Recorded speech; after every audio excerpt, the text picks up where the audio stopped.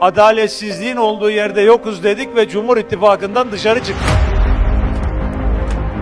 3 senede 10 trilyon bütçe açığı verip de bu milleti 10 trilyon daha borcun altına sokacaksın. 3 senede 181 milyar dolar daha faiz ödeyeceksin.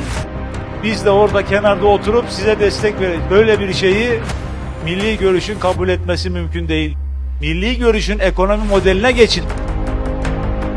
Bu borç, faiz, zam, vergi ekonomisini bırakın dedik, dinlemediler. Aynı tas, aynı hamam devam ettiler. Biz de sömürünün olduğu yerde yokuz, adaletsizliğin olduğu yerde yokuz dedik ve Cumhur İttifakı'ndan dışarı çıktık. Bundan sonra da hiçbir zaman adaletsizliğin ve sömürünün olduğu yerde olmayacak.